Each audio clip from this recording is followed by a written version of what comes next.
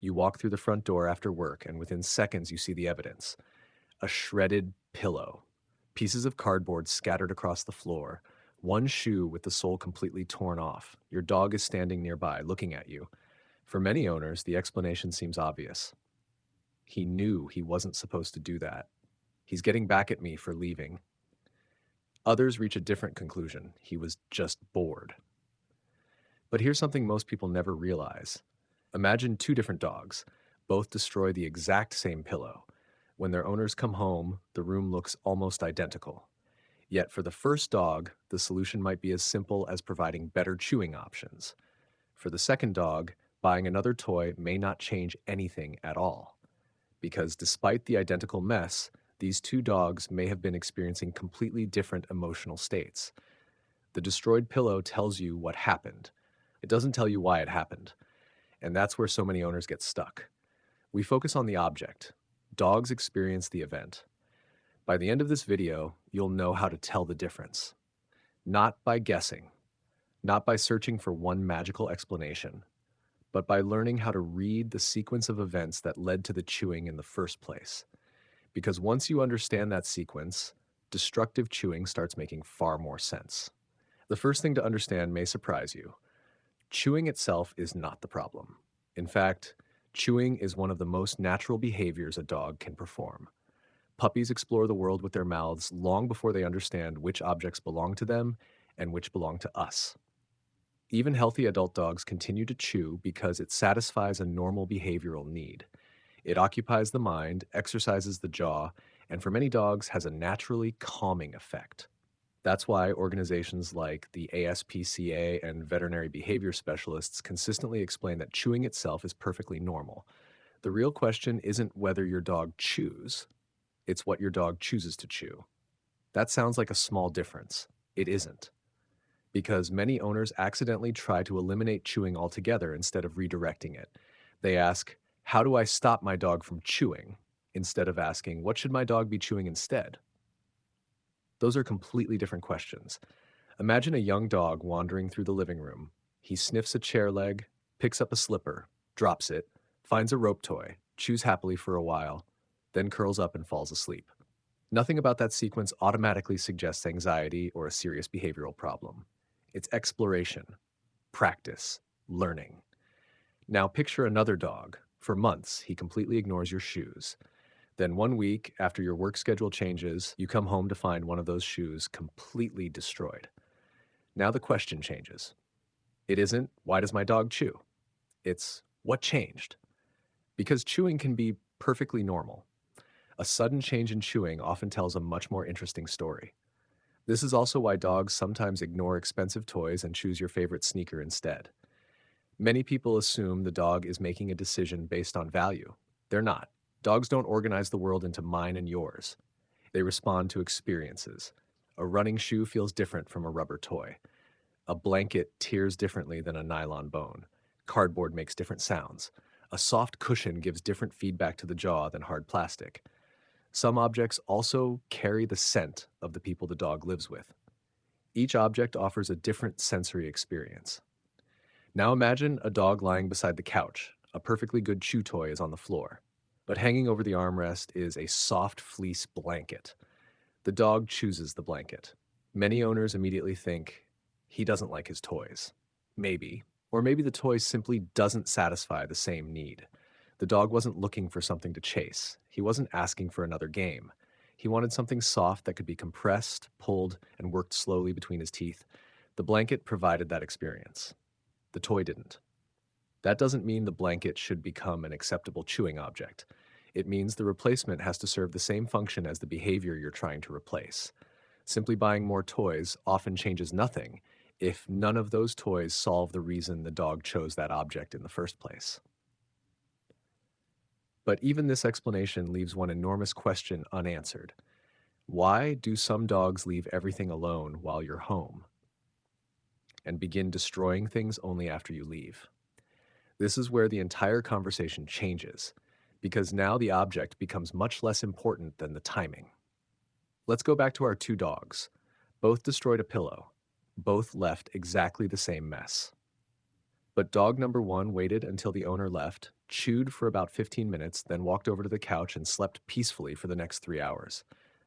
Dog number 2 also waited until the owner left, but within 2 minutes he was pacing through the house, running to the front door, looking out the window, returning to the hallway, ignoring his food, ignoring his favorite chew, unable to settle.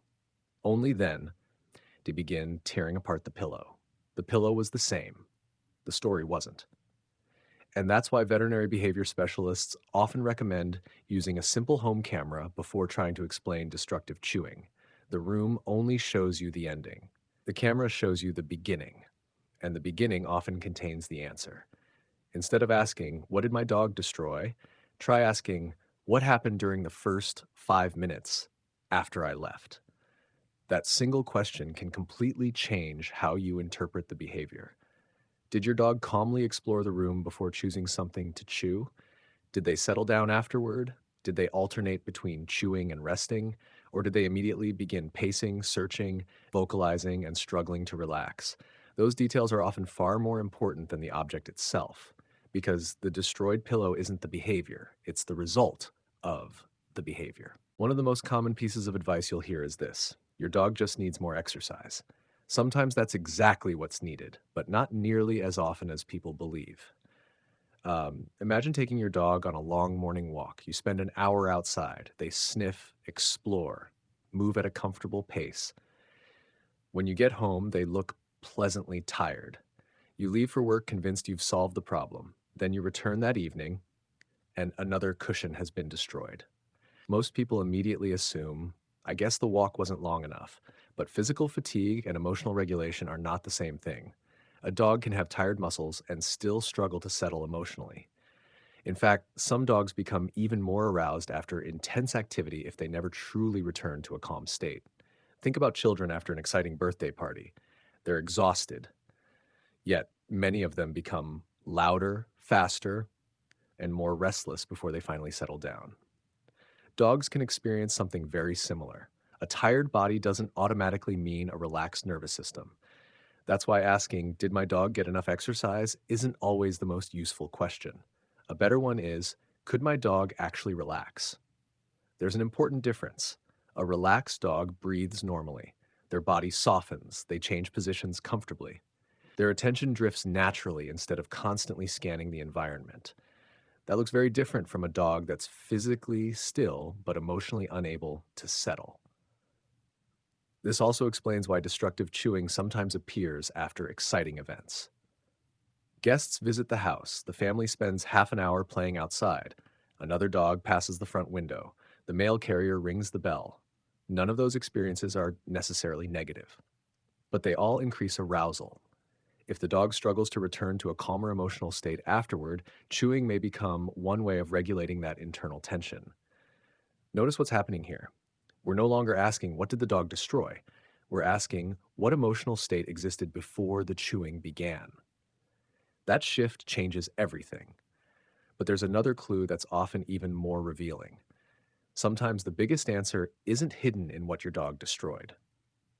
It's hidden in what your dog ignored. Imagine you notice your dog picking up one of your shoes. You calmly exchange it for an appropriate chew. The dog immediately accepts the new item and happily spends the next 20 minutes chewing it. That tells you something important. The need was probably to chew. The shoe was simply the wrong object. Now imagine a different dog. You offer their favorite chew. They ignore it. You bring out a stuffed food toy they've always loved. Still nothing. You scatter a few treats across the floor. They don't even look at them. Instead, they continue pacing through the house, checking the windows, returning to the front door, listening, waiting, unable to settle. That may be one of the biggest clues in the entire investigation.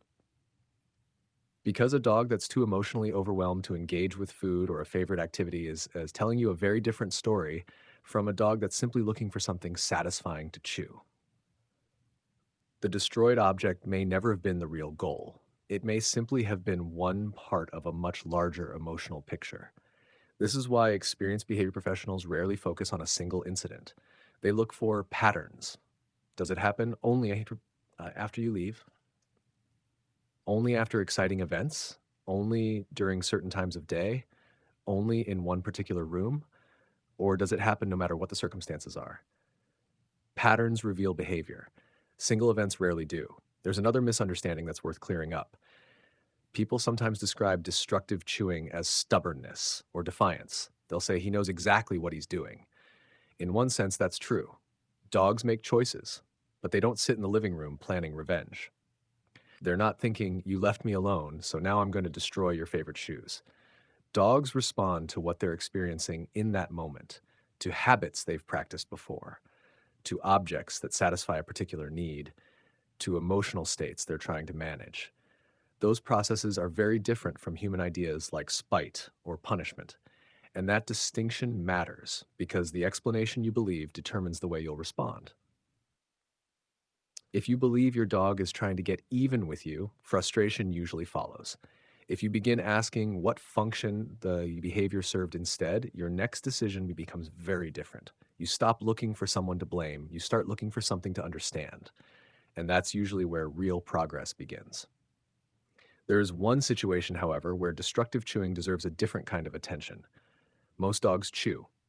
They tear, rip, gnaw. Sometimes they accidentally swallow small pieces, but occasionally the behavior changes completely.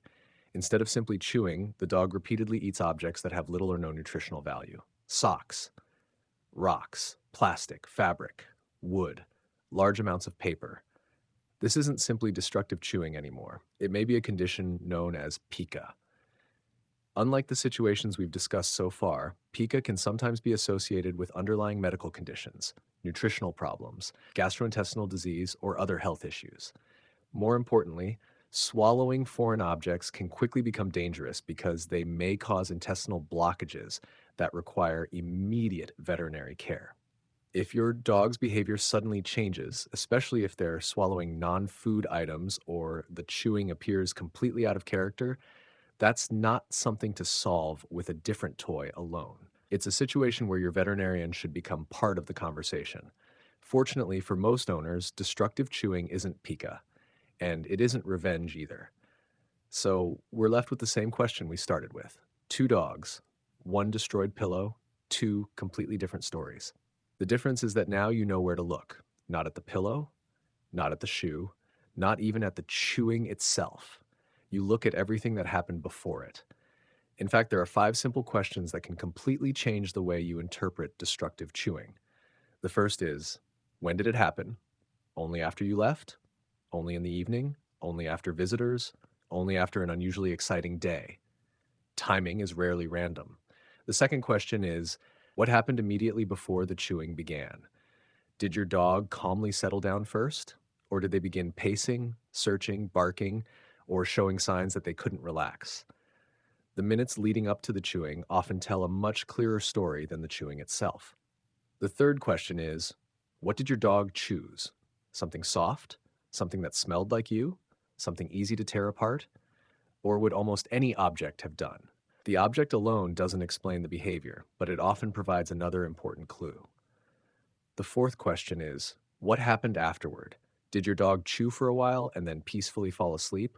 Or did the chewing end only because they moved on to pacing, whining, or checking every window in the house? Remember, the chewing may not be the main behavior. It may simply be one chapter in a much longer sequence.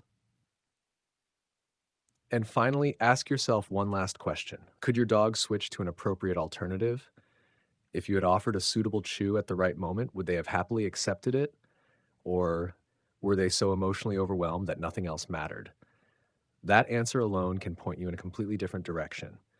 Now, think back to our 2 dogs. The first dog destroyed a pillow because chewing itself fulfilled a normal behavioral need. The pillow was simply the wrong object. That dog may improve dramatically by preventing access to inappropriate items and offering alternatives that satisfy the same need. The second dog also destroyed a pillow, but the pillow was never the real story. The story began when the owner walked out the door. It continued with pacing, searching, listening, ignoring food, ignoring favorite toys, struggling to settle. The destroyed pillow was simply the final scene. If you had walked into the room afterward, both homes would have looked almost identical. But now you know they weren't. And that's perhaps the most important lesson in this entire video. Dogs don't experience the world as isolated behaviors. One behavior flows into the next. One emotional state influences the next decision. One event changes everything that follows. When we focus only on the object that was destroyed, we lose most of that story. When we learn to watch the sequence instead, behavior begins to make sense. The goal isn't to become an expert at diagnosing every possible reason your dog chews.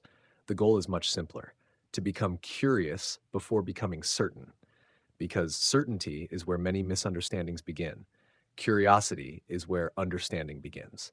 So the next time you come home and find another torn pillow, another chewed shoe, or another damaged piece of furniture, don't ask, "Why did my dog ruin this?" Ask yourself a different question: what was happening in my dog's world 5 minutes before this happened? That question won't always give you the answer immediately, but it will point you toward the right one, because every destroyed object tells you very little by itself. The minutes before it happened often tell you almost everything.